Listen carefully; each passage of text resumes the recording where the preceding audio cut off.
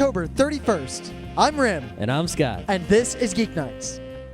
Tonight we bring you our interview with Luke Crane, the creator of Burning Wheel.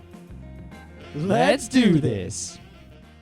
And welcome to the very first episode of Season 2 of Geeknights. Holy crap. We're actually really excited. We really want to kick this off with this fantastic interview we got a couple weekends ago. In fact, we're so excited, and the interview was so long, that we're going to skip the news, and we're only going to have one thing of the day.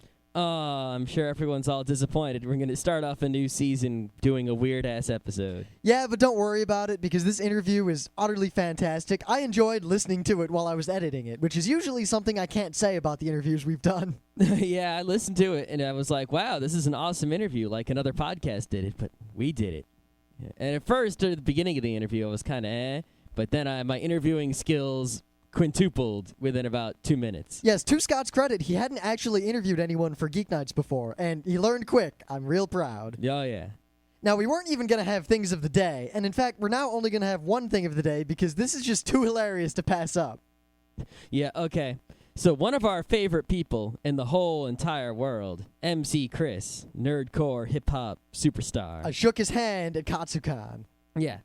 Apparently, he had this rant about Kingdom Hearts 2 and Resident Evil 4, and some people took this rant and put some little video behind it, and it's freaking hilarious. It's like our new shtick. We're going to be like quoting this and referencing it all the time from now on. We would have been doing it yesterday and, more recent episodes, but we hadn't done it as a thing of the day yet. So we didn't know if anyone would get the joke. Yep, and but in fact, you can expect us to be yelling, "Push A! Push A! Zombies in your room! It killed your parents! Zombies all up in the hell right now!" Yeah, this might even be up there with You Can't Blank 10 Blank. I think it's going to be up there with You Can't Blank 10 Blank. You have to watch this thing of the day. It's a mandatory thing of the day for everyone. And also on the website, there's a bunch of other videos that might amuse you. So, this interview we did was with Luke Crane, the creator of the fantastic Burning Wheel role-playing game system, and also his right-hand man, Tor Olavsrud. The interview was taken at Ubercon VIII late on Saturday night when we were all tired and finished with a whole bunch of gaming. It was very late, and there was loud, horrible karaoke going on not too far away. Yes, we talked about his game, we talked about metal, we talked about, what is the life of an RPG creator like, all sorts of awesomeness. And the interview was incredibly entertaining. I'm even entertained by it, and I gave the interview. So I'm sure you will find it amusing, especially if you are a fan of RPGs, and even if you're not a fan of tabletop RPGs. And to all of our regular listeners, don't despair. Starting tomorrow, we'll be back with the normal format of Geeknights, at least until we get another... The normal Season 2 format. Oh, yes, the Season 2 format, which is so different from Season 1. Yes. I am the doom that came to Secaucus. All right, yes, Luke Crane, the creator of the famous or infamous Burning Wheel, role-playing game, who you requested an interview with. Here he is for your amusement. So, let's see. Where are you from? That's fine. I don't remember where I'm from. Tor, where are you from? Norway. Norway, right. I'm not from Poland. That's really all I can remember. All right, how did you first start role-playing? With some dice in the basement. No, maybe dice at a kitchen table and a maybe D&D expert set. I don't know. I started with the red box. Red box, yeah, blue box. Red box. I don't even know the difference between the boxes. Everyone talks about white box, pink box. I'm like, Do you know why? Because you're weak. Probably. I think that might have something to do with it. So what do you start with? I think I played D&D second ed at summer camp. Whoa. So you're a kid. 24. How old are you? Oh, God. Somebody just stabbed me a knife through my ribs. Hi, my name's Luke Crane. I've been gaming for 20 years, and I've been GMing for 15. I'm not telling you how old I am. That's fine. If I were you, I probably wouldn't tell me how old I was either. I used to be the young guy in my peer circle, and I'm not anymore. I'm pretty much the oldest one here among our group of friends, so I just have to feel your pain, but old man. Yeah. I'm an old man. He gets that a lot. You're only you can hear three He was actually months- raised by a pack of wild old men. I You're, was. you're only 3 months older than I am. I know what you're talking about. That 3 months can mean a lot when you're 24. All right, so let's talk about Burning Wheel. Where did Burning Wheel originate from? Like, when did you first get the idea? How did you actually, go from thinking about it to actually doing it? Because that seems to be most people's problem, taking the, execution. Let's see. Who, what, why? Once- Well, we already know who. I had a bad role-playing game session, and I got really mad, and I dragged my friend Dan out to a restaurant in the West Village called Dojo's, and I sat down, and I said, Dan, we need to make our own game. This game sucks. And Dan said, okay, awesome. It should use 8-sided dice. So what happened between then and publishing books and running around to every convention in the universe? And being interviewed on podcasts? 14 years or something. A lot of stuff. More funerals than weddings. Well, originally, you didn't even intend to publish Burning Wheel. That's right. Burning Wheel was just made to fix problems at my table. It wasn't even called Burning Wheel to start. It wasn't even a fantasy game to start. It was a science fiction role-playing game. It was a science fiction role-playing game, and yeah, we didn't intend to publish. It was just to fix our deal, to fix our damage. Damn it! Yeah, actually, it was really neat last year when we held the release party for Burning Wheel Revised, and Luke brought out all of the old editions of Burning Wheel. And everything from the pamphlets to the little black cover books. Right. There were, how many? Yeah, I would basically every 6 months or a year, I would rewrite the whole game. I kept translating it. At one point, I was translating it back from fantasy to science fiction, fantasy to science fiction, and I would just rewrite the whole thing each time. It's a good exercise, actually. Painful, but good. And then I would stay, starting in like '96, I would start printing them myself. I would do Kinko's versions of the books. And I would print like a run of 12. And I was so excited. And I'd give them out to my friends, and we'd have big Burning Wheel parties and play it. It was fun. It was terrible, but it was fun to do. So what makes Burning Wheel different and more awesome than every other role-playing system? Because I agree that it is different and more awesome than other role-playing system. A lot of people go and they say, I'm going to make my RPG system and I'm going to fix D&D because these are all the problems with it. And then they completely and utterly fail and no one plays their game. Tor's going to answer this question. Tor's going to field this one. I met Tor at Ubercon in this very hotel 3 years ago? It was 3 or 4 years ago, I think. Yeah. All right. So, and Tor has since become pretty much my right leg, kicking me in the ass. So, all right. So, Tor, what makes Burning Wheel special and rad? Well, I think for me, it's about the focus on, I guess, choices and consequences. Sure. And I think that's the essence of good drama. And the fact that Burning Wheel really supports that and pushes you toward that is what makes it really special. So how does it support choices and consequences better than... Well, I think that it's simply the focus. First, you've got your beliefs, which are really what drive play. Every character has them. Every player writes them for his character. And they're really about how the character gets rewarded. And the GM is there to test those beliefs. And you've constantly got to make choices about how strongly you believe in something and whether that belief is worth it. Sure. Interesting. So, all right, then that's pretty good. I actually agree with Tor. But you played in my game last year? Yeah. Or even last February. Inheritance? Yeah, we played Inheritance last February. So what tweaked your geek? What did you like? Oh, man. Well, I actually played in a demo the previous year at Ubercon, my first Ubercon.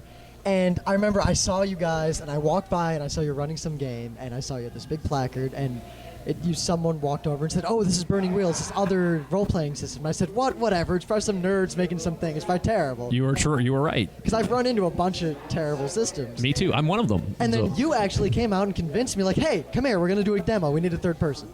Oh, great. Good. So I sat down, it was elves fighting dwarves, and I thought, this is dumb, until we actually started using the game mechanics. And I just thought, wow, a really big combat took like a minute and a half to resolve. That's amazing. And then I read in more, and you said that there was a social conflict thing. And the idea of that was just fascinating to me. I'd never seen a system that incorporated that before, and it drove me wild. So when I saw you were at this con the next year, I grabbed all my friends and said, "We have to play this game." Oh, you right, have no right, idea. Right. Yeah, I know that Rim's biggest peeve is that whenever we play D&D, it's, normal role-playing because we're okay role players. And then as soon as there's a combat, it's 5 hours of rolling dice and moving guys around a map. So, Right.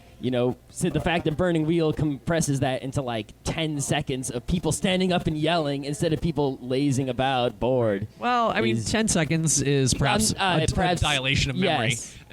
but But relatively, yeah. But we definitely have some knockdown, drag-out fights. yeah, every so often there's an aberrant Burning Wheel combat that will take 3 hours. But more often than not, maybe an hour at the most. And you're done, and horrible things have happened. I guess what I really noticed about it is I played the demo with like the thief, the Oh, you played the dwarf sword. and the Right. the sword, and it didn't. In D&D, it's really if the players have to kind of work together. It's like right. a party. But in Burning Wheel, you can all you're fighting the other PCs, but you're all really going towards the same goal, which is not necessarily to achieve an in-game goal, but to have an awesome role-playing game. Sure. No matter what the result is. Running the sword is really interesting, actually, because you can actually see when a person's comprehension just lights up that they don't have to just go along with what everyone else is doing. Right. Right. Yeah, it's not about that. It's about getting what you want and making it cool for everyone else. And I mean, that's not the only way to play Burning Wheel, but it's definitely a way that it supports, and it's functional and it's fun. I mean, playing that specific demo with Scott and Pete and you, the revelation I had was that there can be intra-party conflict that doesn't ruin the game. Right. That you can have characters that don't like each other and that fight with each other, and that can make the story better Yes. instead of worse. Yeah, I actually try to foster that in my games. I always have, and I designed Burning Wheel around that play priority. Well, part of that is just that you had players that would do that anyway.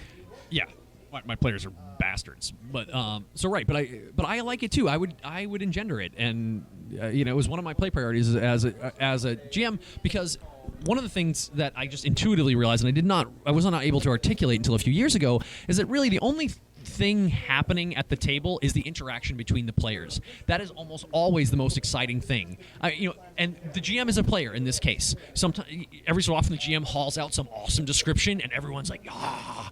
But other times, Tor and I are going at it, or we're arguing, or whatever. Like Tor and I actually, we were playing a game recently, and we clashed and got into a tussle and fought, and one of the other players thought it was over, thought it was like the whole game was going to end. Because we threw each other into the bay or whatever. Right, we were having a blast. Yeah, right. Tor and I were like, we were red faced and mad. But afterwards, I was like, no, that was awesome. That was totally what we would do, and it was great. And now we move on. It wasn't the end of the game. It wasn't bad feelings. Tor and I weren't firing off angry emails to each other. And it's been coloring everything that we've been playing since. Right. So yeah, that kind of conflict and strife are what it's all about for me, and to get that energy between the players and that kind of electricity going, I think adds a lot to the game.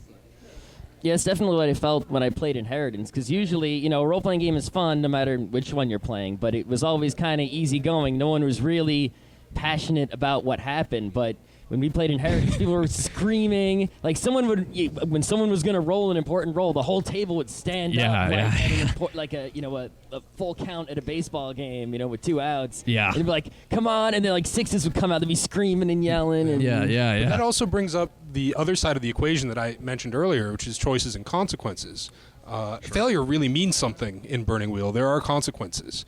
And it's interesting that failure can drive the game. A lot of times you're moving from failure to failure, and that's what's causing the players to send their characters in different directions, different interesting directions that are really fascinating. Yeah. In our recent game, I was kind of irritated with a lot of forum posts recently. Just people not getting the failure stuff on the forums. Not really just not getting the basic like die rolling stuff in Burning Wheel, like surrounding intent and task and failure and stuff like that. So I made a character destined to fail.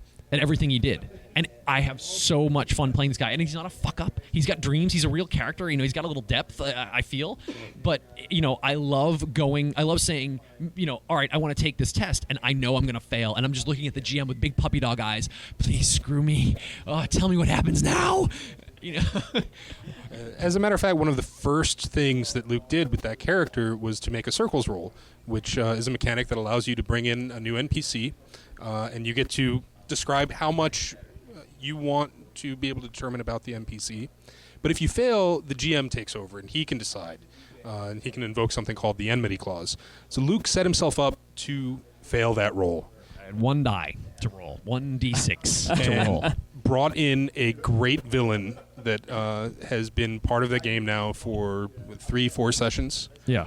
I basically just threw a softball to the GM, our friend Myron, and he just hit it out of the park. Just boom. And it was very simple. Just like, this dude, just gave this dude a little character, a name and a little character, and it was so much fun. All from failure. And the fact that we created him just makes it really personal. Like, we really care what this guy does. Right. Oh, I like him. I want to be him. So anyway, blah, blah, blah, boring burning wheel stuff, boring. All right, so for someone out there who, may or may not already be a gamer or not, what do you suggest they do if they want to learn Burning Wheel, get into it, start playing it? They should play, if they're not a gamer.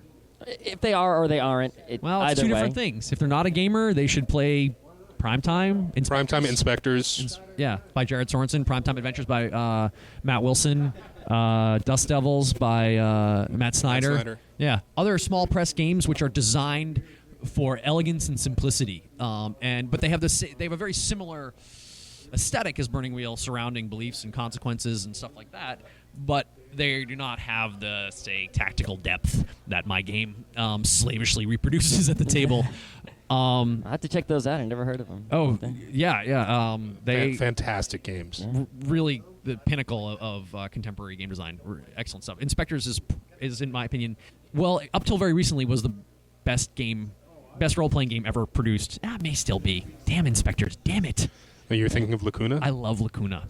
My friend Jared Sorensen's new game. He's a rock star. He is a game rock star. This game, you play these. It's so easy. I actually introduced someone to role-playing with it recently, using Lacuna. You play members of this mysterious company who have tapped the collective unconsciousness, and you lie down on these slabs, and they hook into your dreams, and then you go into the collective unconsciousness, and you eradicate aberrant personalities from people. You lie next to the slab, you're all on your slabs, and basically your target is lying on a slab next to you, who's like a psychotic or hyperneurotic or something, or schizophrenic or whatever. And then you go into the collective unconsciousness, you hunt down their aberrant personality, and you destroy it and cure them. Right. Did you see the quotation marks there? And could you hear the quotation marks? Thank you. And the way gameplay works. Is it's all based on your heartbeat. Anytime you want to do something, you're just trying to. Anytime you do something, you increase your heart rate, and so it is incredibly simple, incredibly elegant, and is so much fun to play. It's got a great element of mystery, but the GM actually can't make any rolls. The GM can introduce tests and conflicts. The GM doesn't actually roll anything. It's so neat. It's such a simple, neat game design. And so, I've run it twice recently and had a blast. Yeah, Tor played in both games, and I just... we'll find that and link to it. Lacuna. Absolutely. On MomentoMori.com. Yeah, it's $20. I'm telling you guys. You can find Inspectors there, too. Yeah, it's really, really good. All right, so if someone's already played these amazing games and they want to play Burning Wheel because they're listening to this show and they've been somehow convinced... Sure. My first recommendation is come to a convention. Even one that I'm not at. Go to a convention and play games with other people. Go to a convention, ask people if they know about other games, Burning Wheel or whatever. What I found, I've been doing the convention circuit for about 4 years now. Conventions are a great way to meet other gamers who suit your gaming type and get in games that you would not normally get because your group, they like playing this one game. So go to a convention, try other things, try new things, push the limit. If you see Burning Wheel, you can try that too. But specifically for Burning Wheel, if you can't get the full Luke Crane experience, we recommend going to our wiki and downloading our demo, The Sword, and running it for the group. 4 We've got players. 4 players, Like 4 these. pre-made characters. You can run it in 2 to 4 hours. Yeah, depending. It's, Yeah. You know, it's a small commitment, but it will show you the possibilities. Yeah. So when you run these games at conventions, and usually the scenarios you set up seem to be very much centered around conflict within the party, Yeah. you seem to act more like a director than a dungeon master. Like these are people playing out a play. Just talk a little bit about how you get people to role play and how you draw out of them these emotions and just what you're thinking while you're running. Sure, this. sure. Real sure. open-ended question. Yeah, I don't know how I get people to do anything really, but well, first of all, it starts at Burning Wheel headquarters with me and Tor. I'm serious, and where we design these characters, we really carefully design the characters to make sure that all of the characters have a reason to be in the scenario, and that we try to tie them all to each other. Why? One, because my goal at these demos is to teach people the game and to have them rolling dice in as much as possible using the mechanics of the game. Now, if I do that in a traditional game format, you guys know there's a lot of like waiting your turn and stuff in a traditional game format, especially when you do not know the rules and you're not comfortable with the game. So you're kind of like, can I do this? Can I do, you know? So there's waiting involved. So I was like, so I ran my initial demos were traditional role playing games. You know, traditional like go and solve this thing and get into a fight and win. And Goten's Predicament. Well, Goten's Predicament was the original one. You had to rescue some guy from the roof of a house. There were orcs in the house. And I was like, this is boring. It sucked. People were sitting around waiting their turn, and so I tried something different. I tried the original Poisonous Ambition. I tried to give them an external goal and an internal goal, and it just lit on fire. So Poisonous Ambition was a scenario in which you all played the members of an orc clan that was disintegrating. It was just falling apart, and the power structure was failing. Right. And everybody had a reason to go in there and just really tear stuff apart. Right. And so, I mean, you tell people, right, orcs, disintegrating clan, power struggle, and immediately everyone gets it and they go. I mean, yeah, the scenario was problematic, but regardless, by basically giving all of the players a stake, giving them a tie to another character, and encouraging that behavior. If you've played with me, I go around and I whisper in your ear, why are you sitting there? What are you doing? What do you want? I had players tonight. Whisper, you freaking yell at people. Sometimes- Like, what's wrong with you? As the night goes on, I get a little testy, but because I'm getting frustrated and bored like you guys do, and you guys have all the power in these scenarios. But tonight, I tried with 2 kids. I did not succeed, but I looked them in the eye and I said they were turtling. They were sitting there just like, and I said, "What do you want from this? What do you want to happen?" And they were like, "I want him to be punished." Then do it. Fight for it. Don't back down. And this works. And talking to players and saying, and saying, reminding players, people, that you can get what you want in the next 4 hours, and you can have fun doing it. Of course, because you guys have played. All right, I'm going to go for what I want, and suddenly you get sideswiped by someone else who wants something different or wants what you want. But then somebody's saying, well, but wait, you want that? Well, then I'll ally with you. I'll help you. And suddenly you're in the mix. Suddenly you can't get out. It works really well. It's really just by knitting everything together with beliefs and goals And relationships. Right. And making everyone like, I'm your son, I'm your second in command, I'm this, I'm that. It's hard to explain. So Burning Empires is your new awesomeness. Can you tell us a little about where that came from, what it is? Didn't you see the obelisk? I did see the obelisk. Right. It was impressive. Burning Empires is an evolution. It's basically Burning Wheel 3.0. So it's Burning Wheel that uses science fiction rules, has vehicles and firefights and psychic powers and aliens and space and stuff. And it's also an experimental game design. We decided, Tor and I, last year, we said if we were going to do this game based on these comic books, these Iron Empires comic books, Awesome comic books. great comic books, we needed to make the game different. We needed to push, kind of push the envelope of design. So Burning Empires ended up being a game that combines strategy game elements and role-playing game elements, and it works. It's fun. It's hard though. It's like you come out of that game and you're like, damn, that took a lot out of me. I mean, it engages you on levels that it uses muscles that you're not used to using in role-playing games. Well, I mean, part of what we really consciously tried to do with this game was to create the rules so that people who played it had to play the way that we play at our table. Right. Which drives people crazy. Some people crazy. Some people love it. Yeah, so, I mean, we really, we set up this whole scene structure and that sort of thing to really pass the spotlight around and make people really drive toward conflict, right. Just like we do at home. Right. Yeah, that was one of our main conceits. It was like people can turtle and run away from conflict in Burning Wheel. And we're like, let's see if we can build it into the game design where you literally cannot escape the spotlight, where, you are thrust into the fire, like, at every step. And Burning Empires is a pretty damn good attempt at that. Not perfect, but pretty damn good attempt in that regard. And it's got pretty art. All right, so you talk about, how you're trying to make people game the way you game at your table. How do you game at your table? And it's like, I feel myself like I want to game, like I can get an idea of the way you game at your table, even though I've never been there. And like I want to get there, but now I'm somewhere else. What advice would you give someone who wants to game as awesomely as you do and just doesn't have the cojones? All right. Well, not every game at our table is super hot awesome. We do the best we can with what we have. Like all good things that arose from boredom, we just basically got bored of fucking around and jerking off at the gaming table, and we became conscious of these moments in play that we liked. And we kind of looked at each other and said, how can we keep doing the thing that we like to do and cut out the boring part? And, in my opinion, if you play Burning Wheel as written, again, if you literally could void your mind of all of the other concepts you have of role-playing, that would happen.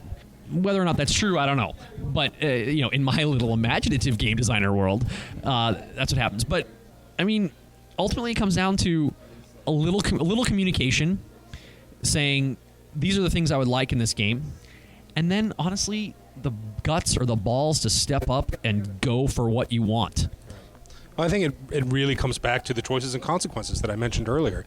Like, we really try to build those into each character, and the GM is there to really focus on the choices and consequences that you're interested in by looking at your beliefs and trying to challenge them. Right. GM's got to have balls too. And part of it is the players have to have some empathy for each other and really focus on the arc that someone wants for their character and try to shove them into the spotlight and make them make the hard choice that's really going to illuminate what that character is all about.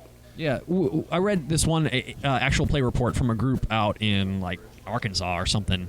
These guys are really cool. I ended up meeting them afterwards, but they got it. They got the style of play when they realized that it was okay to build characters destined to succeed or fail, basically to end, right? And they played a game, and they had set up this big epic game, and they were going to play for months, and they finished it in like 3 or 4 games, and like wham bang, crazy conflict, like, and the GM like realized at one point like somebody confronted like the Baron, and it was his father, and the Baron was there, and he's yelling at you, and like the other player kind of, I read this AP report, he kind of like got it. He's like, wait, now is my chance. Like, I have this belief about confronting my father and not letting him be an evil man. Well, now's my chance, right now. And then, boom, game explodes, things go crazy, and it's over.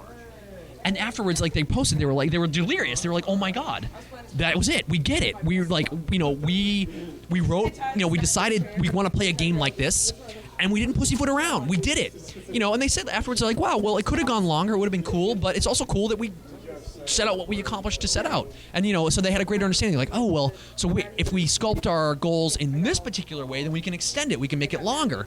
I was like, oh, yeah. I'm just reading this. I had nothing to do with that.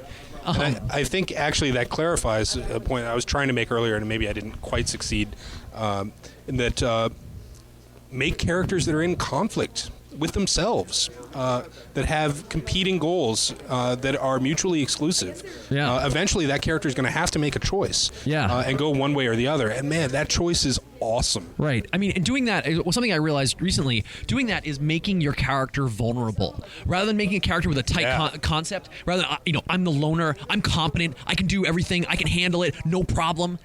That's cool. That's fine. That's for another game. That's not for Burning Wheel. A character in Burning Wheel is vulnerable, is at risk in himself, is at risk in his environment, because that's where the tension comes from in these games, is that because you're going to have to test to get by this, you're going to have to push it, you're going to have to sweat it to do it, and and it takes a little trust in yourself and a little trust in your other players to make your character vulnerable, to make your character open to danger, and like whether it be like getting pressured by your mom to do something that you don't want to do, or like or starting off saying, well, I can make this character super badass swordsman, but it would be much more interesting and dangerous to start as a guy who wants to be a badass swordsman, and shove that into play, or is pretending to be a badass swordsman, and see if I can pull it off. Well, one of the character that I'm playing right now in the game that I'm playing with Luke is the only character in the group that has a combat skill. But it's a really, really, really low combat skill. Right. And, and he's a character that wants to do the right thing, but in the world that we're in, doing the right thing often means wading into combat. And with pirates. It's terrifying. Arr. Every time I wade in, it could be the time that I die. Right. And I'm not very good at combat. And I'm also... I don't have very high steel. Steel is the morale mechanic in Burning Wheel. So if I ever get wounded or anything like that, I'm gonna run. Right. It's great. And so, like, on the other side of that, we think of him as our hero and our heavy, whatever. So we're like, he'll take care of it, he'll do it. But at the same time, because of the way we've sculpted our world, in order to create additional tension, we hate him for it.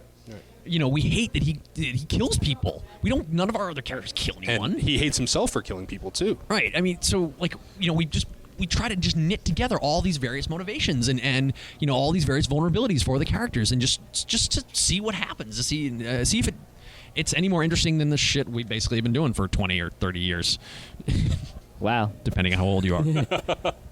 That's the heavy shit. All right. Yeah, let's get geeky and fun. Great. Let's if not the funniest time, tell us a funny story from a session. Oh, Jesus, like man. something hilarious that happened, like where everyone was just laughing for 10 minutes and couldn't stop. One time when we were playing D&D, this was after Burning Wheel was already in development. They were fighting what are those things called? A Yuan Ti. Come on, coolest snake man with snake head, with scimitars, and he was a sorcerer. And I recited an entire Slayer song. Slayer! I got up on the chair and screamed out, what's it called? The witch one on Rain and Blood. What the fuck? I know the words. Put a Pete Slayer in there. I know the words, but I'm not going to recite them now. Regardless, okay, Slayer soundbite. Slayer! Don't diss. Did you not know this? Don't diss Slayer. No, you have no idea. Okay, good. Good. Very good. We're in agreement. So I recited the whole Slayer song, and then I rolled a 20, and I started running around screaming, and was awesome. And then they're all laughing at me, all my players laughing at me, and my friend Andy turns to my friend Pete and says, "Pete, the chairs are empty," meaning basically I'm in the room alone. Just playing by myself, and pretty much it was true, and and we all fell over laughing. Yeah, so there you go. Slayer, 20, empty chairs, alone. Yeah. Do you have a different one, or better? I think that I think that my funniest moment was probably during a Kill Puppies for Satan game. No. I never heard of this game, but I suddenly have an urge to buy 10 copies. By Vincent Baker, the same guy that did Dogs in the Vineyard. Yeah. Awesome. But Kill Puppies for Satan is a different game than Dogs in the Vineyard. Yeah, you play loser Satanists who kill fluffy little animals for Satan. Yeah, because that's all they can really muster. Anyway, go on. Come on, tell the fucking story. So don't milk it. So near the end of the session, someone has gotten the Necronomicon and has summoned this big, massive demon, and this guy he was total cut up during the entire game. He was hysterical. The boy named Jill, right? Yeah, the boy named Jill. We were laughing nonstop. So at one point, someone goes to command the demon, and he just steps forward and rubs out the circle. The pentagram, right? The summoning circle for the demon. Protecting the demon, and this dog demon type thing. Dog demon, right? Son of Sam style weird dog demon. tentacles. Also tentacles. And I don't know who said what, but his response was, "Well, fuck me," and the demon did. Luke jumped up on the table. Yeah. And I did you hump his leg? I can't remember. I got behind him. I crawled over him, got behind him. I think we were laughing nonstop for about 10 minutes. Other people in the room complained. I think con security was called. Yeah, we Was that a convention? we were. It was at Ubercon. No. It was at a Wild Gazebo. It wasn't Wild Gazebo. It was at a Gazebo Con. Yeah. Yeah. That's right. Yeah. That's and I actually fantastic. described the demon fucking him in the ass. if I'm not and he mistaken. loved it. And he actually begged for more, if I'm not mistaken. So I don't know. Hopefully, someone out there who's listening to this right now is laughing at that, or maybe you, Steve, And you're listening to it. If you are laughing, you will like Kill Puppies for Satan. Yeah. All right. What do you guys do besides, like, what are you into besides role playing, making and playing role playing games? Any other things you do to entertain yourselves? We go to a lot of metal shows. Yeah. I go to a lot of underground music shows in general. Metal And shows. hardcore, punk. Hardcore. Yeah. Metal shows predominantly, but that is I do some of my best thinking at metal shows, surrounded by distortion. Name some bands. Well, let's see. Let's go back in time. Who did we just see? We just saw The Melvins and Big Business. Melvin's a Big Business. Also, Joe Lally and his all-star. Yeah, his all-star cast. Anyway, that show was religious. I hadn't seen the Melvins for about 10 years, and I came home basically a disciple of Christ. And any band that does not have two drummers is only half alive. They had two bands. Yeah, and really, Awesome. I'm just not listening to any other bands. ISIS, We saw ISIS. We saw ISIS twice within a week. Pelican. Yeah, that's a long time ago, though. Didn't we see Dysphere since then? We saw ISIS, Dysphere. Mastodon, sure. Tides. Heard of more than one of these, so you're Mouth of the Architect. Mouth of the Architect. That was one of the best shows I saw this summer. Black Cobra. Black Cobra. Yeah. I mean, there's a lot of opportunity to see underground music. That's one of the best reasons for living in New York. Yeah, Zombie. Not metal, but awesome. Totally awesome. Saw John Spencer in the Heavy Trash too. That was good. So you like metal. We recently I'm saw wearing the ISIS Camelot shirt and right now. Epica and Poughkeepsie, Operatica, whoever they are, but No. yeah. Metatox, they were okay. have no idea what any of that is. So it's good that our Yeah. music tastes are equally obscure. Yeah. That is good. It would suck if we actually liked the same Machinae bands. Supremacy. Which one? Machinae Supremacy.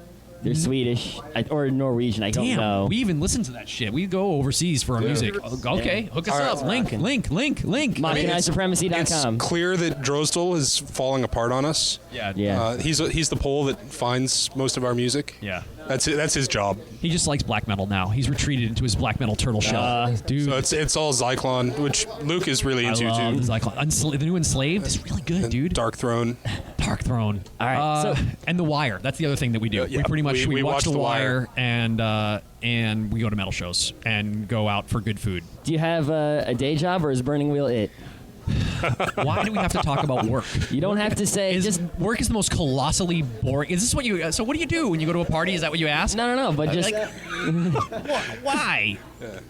And Now Burning you're Wheel getting the does full not, Luke Crane treatment. My Burning Wheel does not pay my bills, which is a sad thing. I sell a lot of copies of Burning Wheel, and Burning Wheel is probably the best-selling underground role-playing game out there. Maybe even the best-selling small press role-playing game out there. I do not make a living from it. I wish I could. Buy more games. Support your designers. Support your favorite designers. Kevin Sembieta. Support Kevin Sembieta. Buy Palladium. Well, how do you know what your listeners care about? we have a forum. We know, just like you. You know what your players care about. I don't. I don't care anymore. I just do what I want. Lies. Damn lies. What the hell else do we do? Have you looked at me like quizzically when I said The Wire? Yeah. What's The Wire? HBO.com, dude. Oh, we don't watch television, so. So I don't watch television either.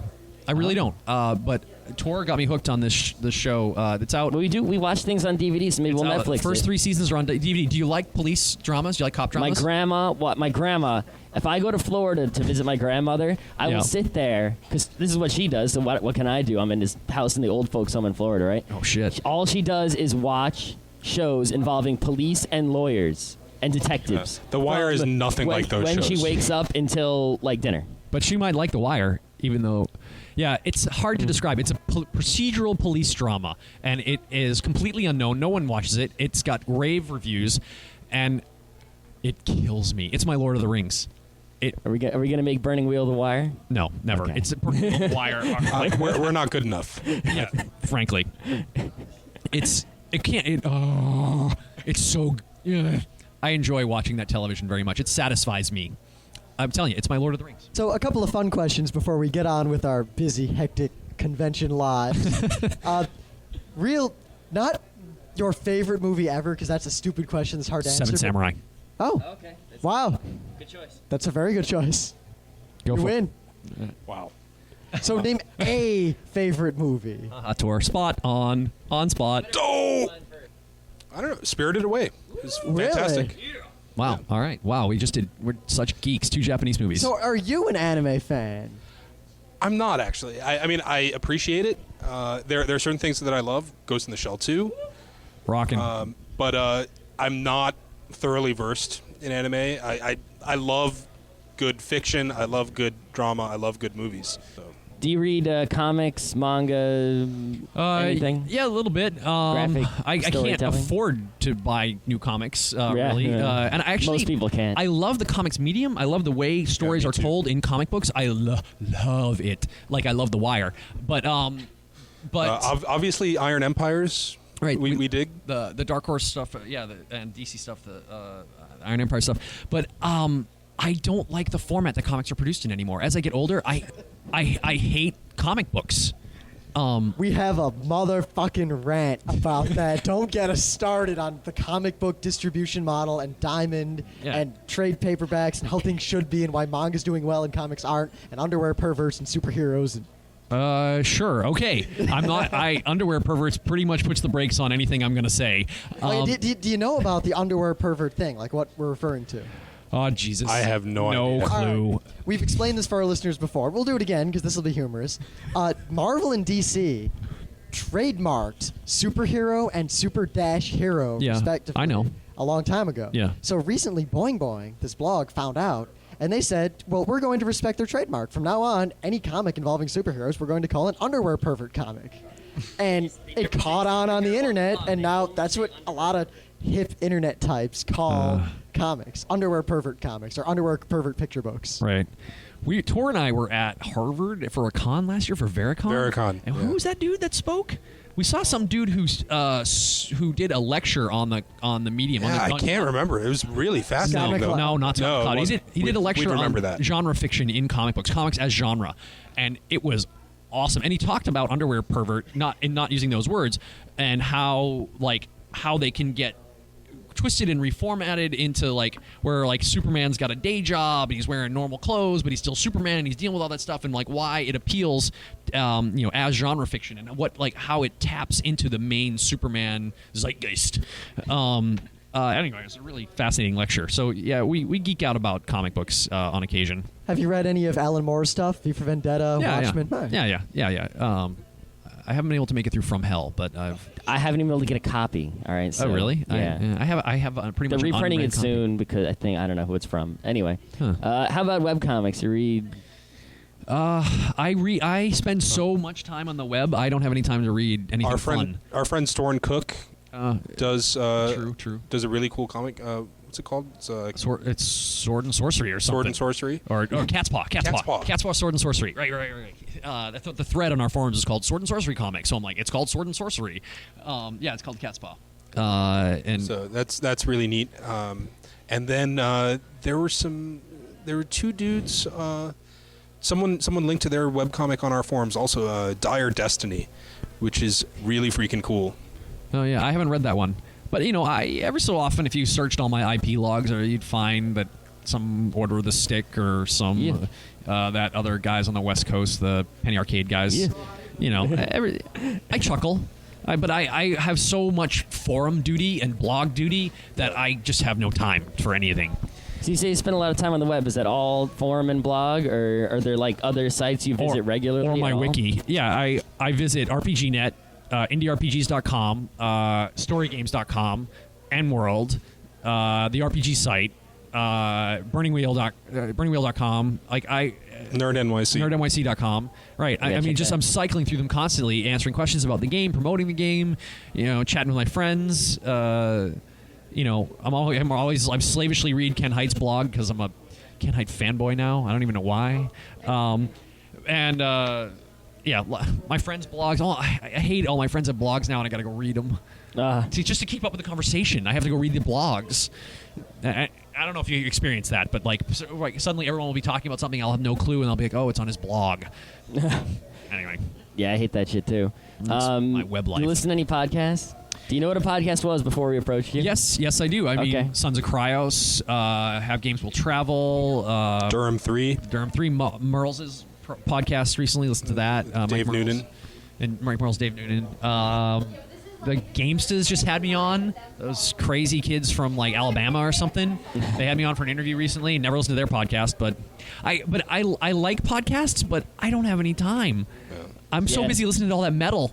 Yeah, I really only have time because I commute in the car, and I'm a programmer, so I can sit at work and listen at the same time. Right. I actually sometimes I listen at work, but for most of the time, what I do, I can't have like words or voices because I'll start typing what I'm hearing. Metal is just fine. Right. Well, metal is.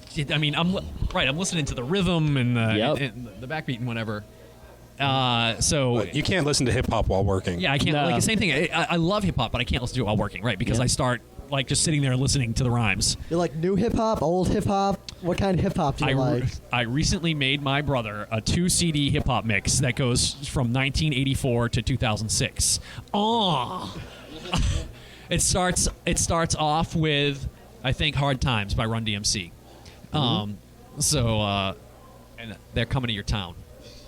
And it ends with some Dalek, I'm pretty sure. Dalek. I listen to Saul Williams pretty well Saul constantly. Williams, new hip hop artist, fucking great. So there's all our geeky, boring details, man. Sweet. All right, I got should just play that on fast I got forward. a random question. Where did the Burning Wheel logo come from? Obviously, it's a wheel on fire, but is there like some sort of symbolism with the one cog or something, or the spoke, or is it just did some guy design it? Fate. Did some guy design it? Yeah, did some guy be obviously, me? but Burning Wheel is not a unique symbol. It's not an original symbol, as evidenced by Chris Muller's comics with the Burning Wheel. The Burning Wheel is a symbol in Tibetan mythology. There's the Wheel of Life. There's the Wheel of Fate in medieval Europe. One of the reasons why I wanted this symbol, and it was a symbol in my game before it was anything else. I'm getting all dreamy, like looking out there into the past. It was actually an artifact in your game. Right. It was a symbol first and then an artifact. The design is based on a sketch by Joseph Campbell in primitive mythology, I think, from a rock found at Lake Baikal. I'm fairly certain. And it is essentially, imagine the wheel, but with just the lines pointing inward, just like as if someone just scratched it in without the wheel circumference. And he said basically the spiral and the star and whatnot were symbols of gateways to the other world placed at grave sites. And so I said, that's fucking awesome. And so I made a stylized version of that. So I made a stylized version. I introduced it as an artifact in the game, and it just stuck. This thing became a symbol of gateway to the other world. And your players totally geeked out when you actually named your game that. Yeah, kind of. I got mixed reviews then. They gave me skeptical looks. They were too close to it. Yeah, I've never released the stats for the damn wheel. I keep meaning to. It will burn your heart. All right. So to finish, give all your infos, your websites, and your how people can give you monies and all that good stuff. Sure, yeah. Who the hell is this? Who's this guy in Babylon about metal and wheels? Lake Baikal? What the fuck? I want to go to Lake Baikal, but it scares me. So yeah, I live at Lake Baikal. Sorry, my name is Luke Crane. I publish the Burning Wheel fantasy role-playing system and the Burning Empires role-playing game. You can find me on the web at burningwheel.com and burningempires.com. And I am always happy to chat on my forums or even via email if you have any questions about what I do. Tor Olafsrud. I'm also at burningwheel.com and burningempires.com. Also, my blog, The Well of Erd, which is at erdwell.blogspot.com. All right. Thank you so much, guys, for having us on. Yeah, it was great. Really Yeah. appreciate it. Thanks Well, for thank you the cool for questions. participating. Yeah. I can't wait to hear it.